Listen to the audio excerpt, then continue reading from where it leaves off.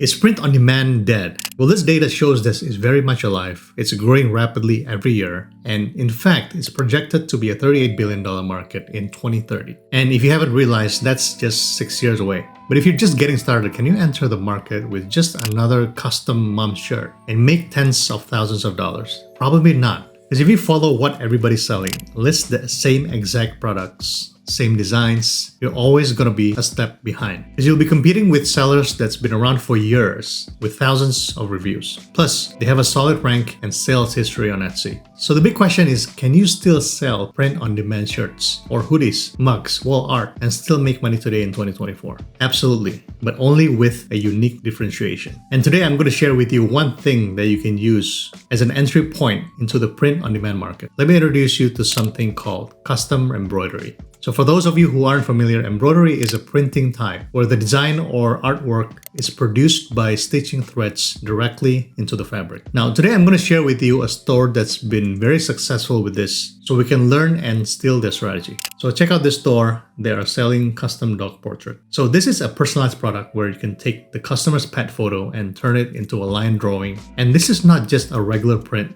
but it's embroidered on the apparel, and in this case, a hoodie. So according to Everbee, this listing is making $30,000 a month, and they've been around for less than a year. And that's amazing. But remember that this number is revenue and not profit because it's a print-on-demand product, so there is a cost to the product. And I'll show you how to calculate that in a minute. But first, I want you to pay attention to the embroidery design here, and I'm going to tell you why I like this idea. And here's another listing from another store selling a similar pet portrait. And just compare that with something like this with just regular printing. So you can probably see that embroidery just makes your product look better. And here's another one with a bunch of sheep embroidered on the sweater. Definitely looks more premium than just regular print. And because it's more premium, you can charge higher prices. And if you look at the listings here, they are charging about $45 for this. And this one, $69 for just the smallest size. And that's not even the best part about this, because if you go back and see a generic t-shirt print, it's just going to be one thing or just one artwork printed on that shirt. There's no room for upsells. You sell it for $20 and that's it. But with these custom pet drawings, you can add upsells to your listings.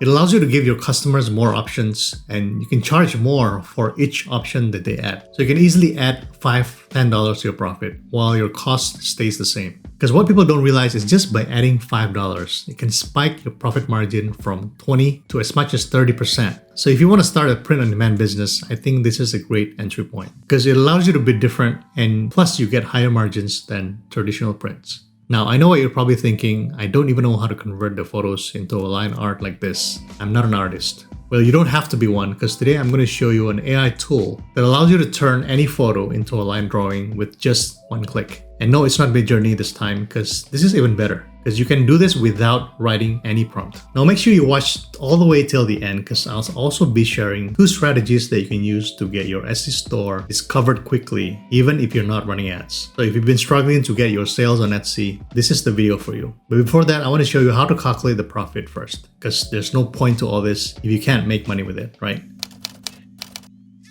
Now, the print-on-demand provider we're going to use for this product is Gelato. So if you look here, Gelato offers embroidery on their products. And let's take a look at their catalog here. They've got tons of products, but let's search for hoodie. So you want to click on women's clothing, hoodies, and they've got many different options. Now, if you see the word embroidery available, this means that you can have embroidery on the product. So I'll just click on this first one here, the classic pullover. Now, you've got 2 options under printing type. You want to choose embroidery, and we can see that the price for this hoodie is $21.55. Now, let's see how much we can make with this. So I'm just going to follow this store's selling price. Let's assume that it's always on sale. Let's round it up to $46. So the selling price here is $46 minus the cost $21.55. Now, if you go back to Gelato, you're going to see here that for embroideries, there is a one-time digitization fee. So if you click on this icon here for more info, you'll see that they charge $3.95 for text and $6.50 for image files. By the way, it's pretty standard for embroideries. You'll see this fee as well with other providers. So we have to take this into account when we're calculating our profit. But remember, this is a one-time fee. So if you sell a fixed design that you're not going to change for every order, you only pay this once. And I wouldn't include that in your calculation. But since we are doing a custom design for every order here, I'm going to include that in my P&L so it accounts for everything.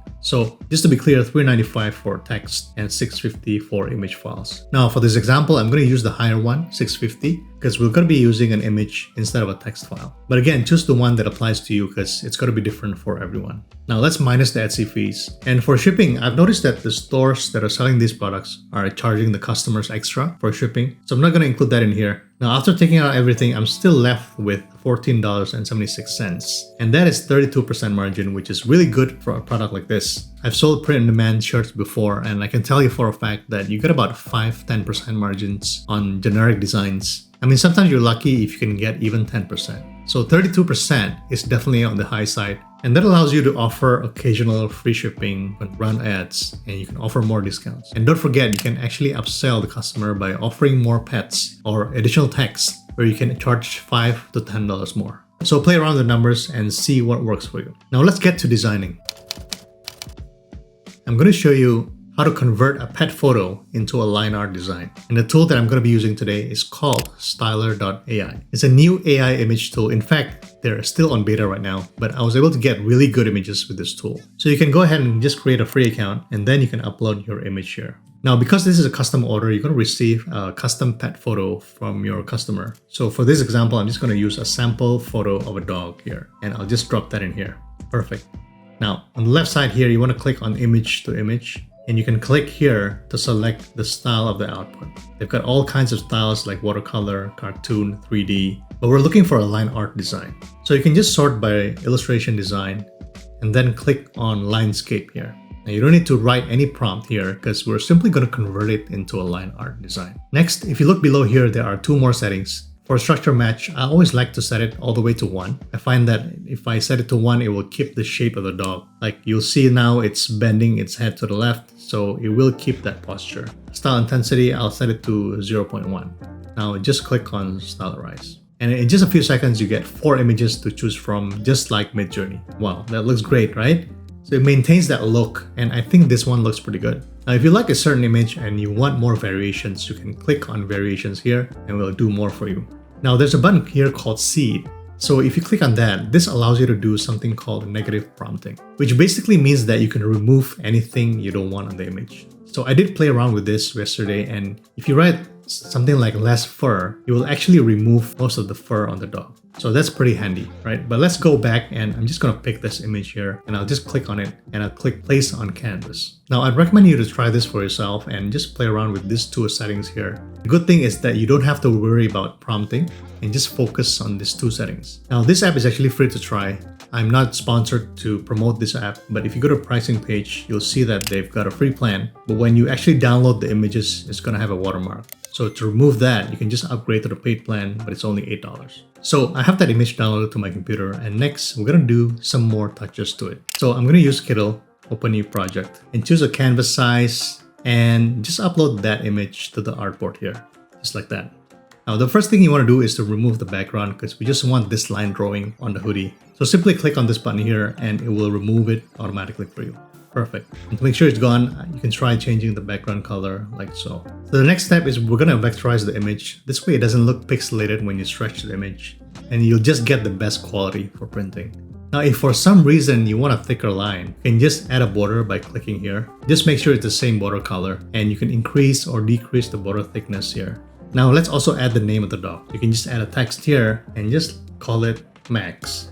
Now you see that some sellers offer printing on the sleeve, so we can do that as well, and I think it's one of the good ways that you can upsell your services. Now I'm just going to click up here on this icon here and create a new artboard. Now this is a new feature on Kiddle. I've actually been waiting for this feature to come out for the longest time. So now you can have multiple artboards on the same project. When you have multiple designs, you don't have to switch between projects.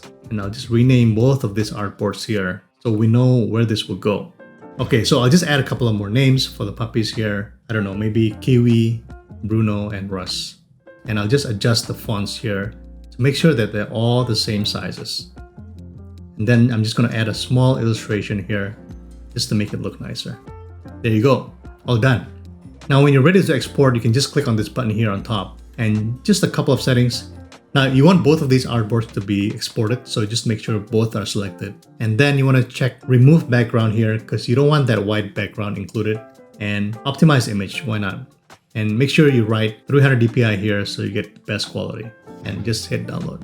Now that I have the images ready, I want to show you how you can upload it to Gelato for printing. So let's go back to the product page in Gelato and you can select the color or the size that you want here, or you can just change it later. Now let's click on Start Designing. Now on the left here, I'm going to click on Files and I'll just upload the 2 images that I designed earlier. There you go. And I'm just going to place this one on the left chest area. And gonna just make some adjustments so it's the right size. Make sure you don't go beyond the rectangle here. Now as you can see, this is now converted into threads, and this is what it's going to look like when it's embroidered on the fabric. Now you can also change the hoodie color by going here on product, and you can choose the size or the color. I'm just going to choose a beige color one here. Now let's add the other image on the wrist area. So I'll just go down here and click on left wrist and drag those names over and just adjust it so it's the perfect size and it's positioned correctly. That's it. Now since this is embroidery, you can also change the thread color if you want to. So you can do that by going up here and click on thread colors, and you have a few options here for colors. And choose whatever you want. But on this one, I'm going to choose this color here, and that's really it. Now Gelato is free to use. If you're just starting out, you can use Gelato completely for free. In fact, you can use it forever without ever having to pay for anything. But once you're starting to get orders coming in, I think it would make sense to get the Gelato Plus plan, because you get an additional 10% off on all their products, and you get access to all their premium mockups. And if you get the Gelato Gold plan, you get a bigger discount for 15%. So once you start selling, I think it will make a lot of sense to be on these plans here, because you'll just get bigger profit margins. Now, since I'm a Gelato partner, they're kind enough to give you guys a free Gelato Plus plan for a full 30 days, but only if you use my link below. So if you go to the description box and click on my link and then click on Get Offer, you can get your free first month on Gelato Plus, and on top of that, you also get 50% off your first order on Gelato. Now this offer is only available through my link, but full disclaimer, if you sign up, you get the discounts, and I also may get a small kickback, maybe a small cup of coffee. Now, if you're a new seller or you've just been struggling to get sales, you might want to listen to this. Because the challenge is, how do you compete with millions of listings that's already been around for longer than you and have more reviews? So I'm going to give you 2 of the most important things that you should focus on that I see a lot of people mess up on. Number 1, thumbnail images. So I say this over and over again in my videos. You got to have a good thumbnail, because that's what's going to appear on the search results when someone searches for your product. Because if you see a listing that's doing well, you might be tempted to copy or use as a very similar theme. You can have a similar product, but find a unique design for the thumbnail. Because imagine when a customer is browsing through the results and they see a listing with thousands of reviews, and you're directly next to that listing with the same thumbnail, but with 0 reviews. So 9 out of 10 times, you're not going to get the clicks. So make sure you put a priority on your thumbnail image and be unique. But one tip I can give you, put yourself in the customer's shoes. Go and search for custom dog shirts, for example, and just scroll down and see which listing catches your attention. Study what makes it stand out. Because remember, you only have a few seconds to capture someone's attention. Now, having the best thumbnail on Etsy is not enough. It's not going to do you any good if you're on page 100. And that brings me to my next point, SEO. So Etsy SEO is actually pretty simple, but I also see a lot of misconceptions out there. So I want to show you guys how to get this right. Now, everyone knows that titles and tags are the most important to get discovered on Etsy. So these are the 2 places where you tell the Etsy's algorithm what your product is about. But you only have limited space, so you want to use it wisely and choose the words that customers actually type in to find your product. So I'll give you 2 tips on this. Number 1, don't repeat keywords. So I see a lot of people repeat keywords. You think that this would work, but it can actually work against you. So let me explain. So if you're selling custom dog shirts, you don't want to do custom dog shirt, custom dog t-shirt, custom dog photo. You don't have to repeat the word custom dog, because the algorithm is smart enough to understand it. And you're actually wasting space when you're doing that. Because remember, you only get 13 tags for each listing and 20 characters for each tag. So you got to use that space wisely. So let's take a look at a real listing here on Etsy. So if you notice here, they've got dog mom gift, dog mom shirt, dog mama shirt. They've got dogs in multiple places. Just wasting space, because the way the algorithm works is that it will combine words here to match the customer search query. So for example, if the customer types in personalized dog mom shirt, you are going to show up if you have all these 4 words in there, even if you don't type it out exactly in that order. And if you look here, they do have these 4 keywords as separate tags, so that's good. Now, just by looking at this product, I can see that they're actually missing a lot of important keywords. So what about the word t-shirt, right? Not in the title or the tags. And that brings me to my next point. Use keyword variations. So for this listing in particular, they could have added t-shirt with a space in between t-shirt or just t. So you gotta think from the customer's perspective on what they would type in, or just go into other listings and see what you're missing.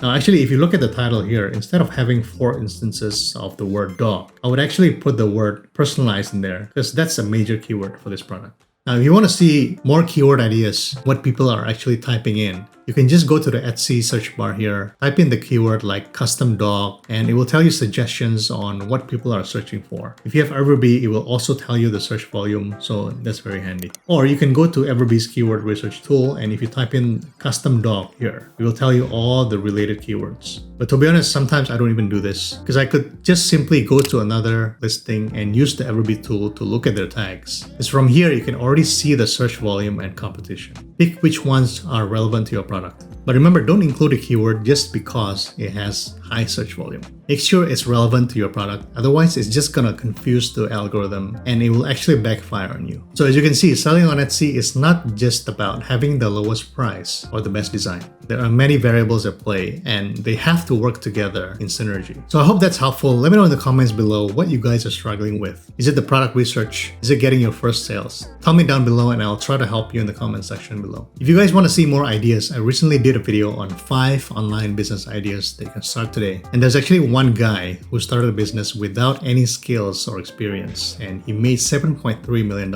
in just a few years. So if you want to listen to that, click on this video here. I'm sure that will inspire you.